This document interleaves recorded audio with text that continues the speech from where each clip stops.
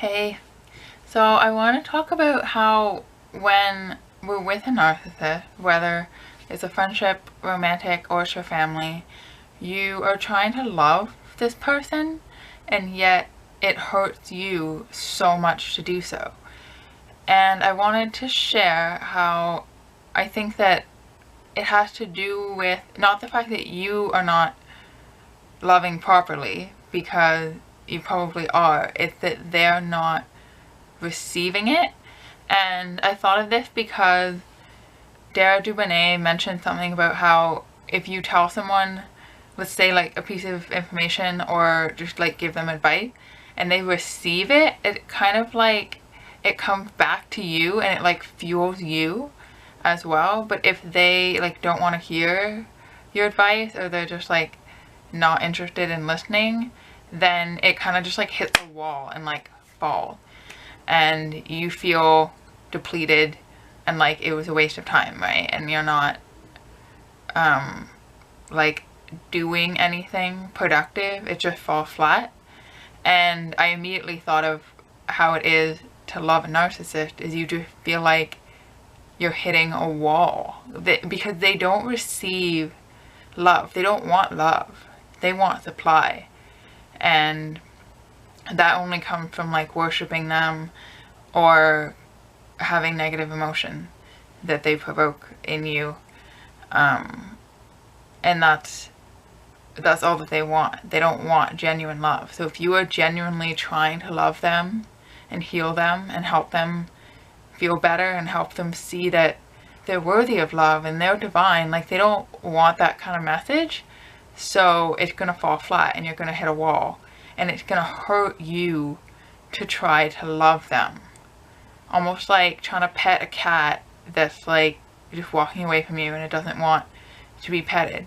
Whereas if you're in a good relationship where you both want to be in it and you both want to love each other, the love has kind of like a circular energy to it, where you're petting a cat and it's enjoying it and it's meowing and purring and whatever. It's enjoyable for both of you. And like love is supposed to be enjoyable, not just to receive it but also to give it.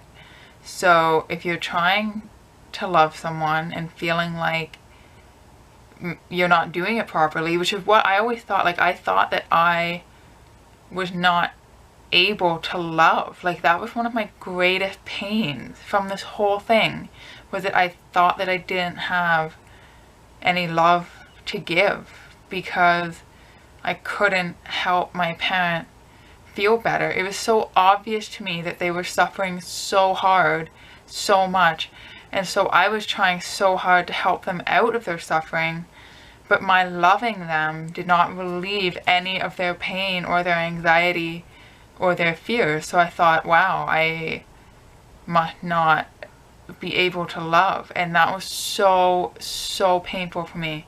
And I'm finally realizing that I can love people, I can love animals, and I can love plants, and I can love people who want to be loved. Like if I smile at someone walking down the street, they can smile back.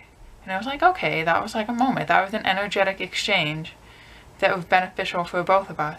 Whereas if you smile at someone and they don't smile back and they frown at you, that's where you're hitting the wall, and then you feel worse for trying. And that's basically what we're doing when we're trying to love a narcissist. If we're just hitting a wall over and over and over again and feeling like there's something wrong with our love when there isn't. The problem is that they're not allowing themselves to be open to receive it. And there's nothing we can do to force someone else to receive love.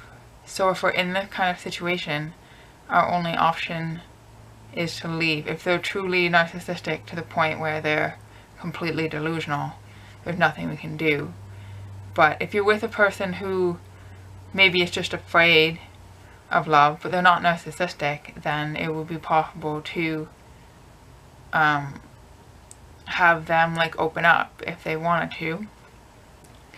But I think you can just trust your intuition about it after you recognize how narcissists behave, whether or not future people are narcissists. But that was something that I was really working through recently, with this idea that my love was somehow defective. But it's not. It's just that they don't receive it. So it depletes our energy, and it's a waste of the love that we came here to be and that we came here to give, to try to direct it at people that don't want to receive it. So the task now for me is to just really keep reminding myself that there is nothing wrong with my ability to love, and then learn to love people who want it, and learn to be loved. Like, that's what's so challenging when we've never received it, is that it feels so bizarre and uncomfortable, because it's unknown. But I think the first step is just realizing that there really is nothing wrong with us. We are able to give love and receive it, and it was a narcissist that was just creating a dysfunctional dynamic.